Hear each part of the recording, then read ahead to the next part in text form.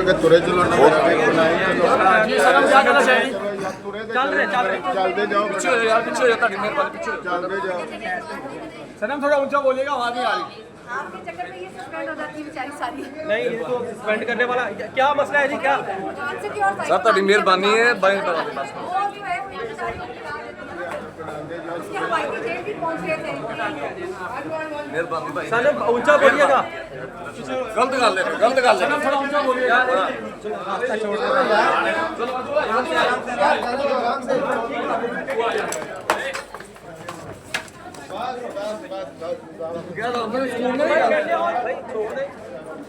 धक्के तो ना मारे भैया ਤੁਸੀਂ ਆਪਣੇ ਕੰਮ ਦਾ भाई आप तो कुछ कह रहे हैं ਤੁਸੀਂ ਆਪਣਾ ਕੰਮ ਕਰੋ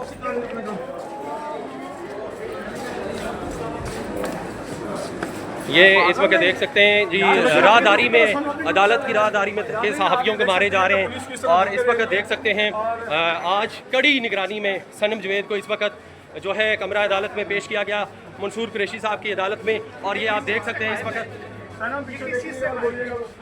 ये एक खौफ है ये सनम थोड़ा ऊंचा बोलिएगा सनम सनम एक तो विक्ट्री सनम विक्ट्री सनम इधर देखिएगा पीछे सनम पीछे देखिए ये आप देख सकते हैं कि सनम जवेद को अभी अदालत में पेश किया गया और आज बड़ी कड़ी निगरानी के अंदर सनम जवेद को जो है वो अदालत में पेश किया गया।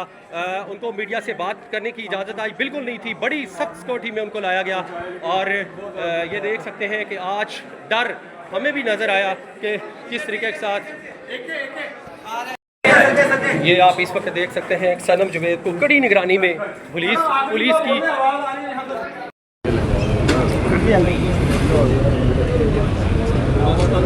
थोड़ा सा पीछे हो जाए क्योंकि ना तेज से ज़्यादा हाथ आ रहा ओके अंकल आज अस्सलाम वालेकुम जवेद साहब बताइएगा कि आज सनम जवेद साहबा की पेशी के मौके पर बड़ी सख्ती की गई है और क्या जज साहब ने क्या कहा है और क्या मनाजिर थे वहाँ के, काइंडली बताइएगा ज़रा। आज हम लोग तकरीबन कोई 9:45 बजे के करीब अदालत पहुँचे तो हमें इतला मिली कि सनम को ले आए हैं बख्शी खाने में। तो मैंने जज साहब से जाके रिक्वेस्ट की कि जी उसको बुला लें क्योंकि सिविल कोर्ट में के अलावा जो फलक है उसकी भी पेशी है तो हम अब दूसरी बेटी के पास भी जाना चाहते हैं। जज साहब ने कहा कि आज हमने उसको कॉपियाँ देनी है तो कॉपियाँ आ जाएँ तो मैं बुलाता हूँ।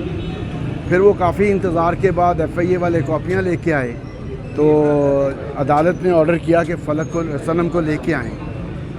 तो वो पुलिस वाले जो हैं उन्होंने उनको कोई शायद मजबूरी थी बेचारों की, उन्होंने उसको बार बार के ऑर्डर के बावजूद पेश नहीं किया और पूरी जो सिविल कोर्ट है उसको सील किया और उनका कहना ये था कि जी हमारे साथ उन बेचारों की जो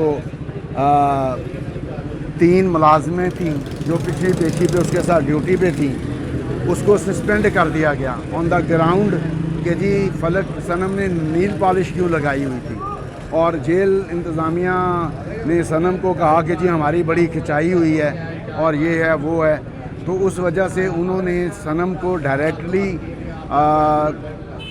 बख्शी खाने से निकालने के बाद भी तकरीबन आधा घंटा गेट पे खड़े रखा और सारा जो बरामदा है वहाँ से उसको खाली करवाते रहे कि कोई मीडिया वाला ना हो वहाँ पे और फिर लोगों को उस तरफ लगा के तो दूसरी तरफ से उसको पेश किया अदालत में। जवेद साहब आज जो कमरा अदालत में कोई कॉपीज़ पेश की गई हैं एंटी स्टेट मुआद जो है वो उसका पलंदा आज अदालत में पेश किया गया, वो क्या है उसमें क्या डिटेल्स है? उस पर सनम जावेद की ट्वीट हैं जिसमें किसी का नाम लिए बगैर उसने अपना जो इज़हार ख्याल है वो किया है, किसी भी शख्स का नाम लिए बगैर वो खुद ही अपने आप को जोड़ लेते हैं कि जी ये फ़लाँ के बारे में कहा गया, ये फ़लाँ के बारे में कहा गया। वो कहती है मैंने किसी का नाम लेके नहीं कहा, अगर मेरी कोई राय है और मैं उसको रखती हूँ और मुल्क के आइन के ख़िलाफ़ नहीं है तो उसको करने का मुझे हक़ हासिल है। ज़ाहिर है अब वो कोर्ट फैसला करेगी कि उसमें कौन सी चीज़ जो है वो पिका एक्ट के ख़िलाफ़ है। अगर वो किसी को ये कहती है कि जी अपनी ड्यूटी करो तो इसमें कौन सा पिका एक्ट के ख़िलाफ़ कौन सी बात है। अगर वो किसी को भी नाम लिए बगैर कहती है تو اس طرح کی ٹویٹس میں نے دیکھی ہیں جو ادھر ہیں. اب وہ دیکھتے ہیں کورٹ کیا کرتی ہے اس پہ.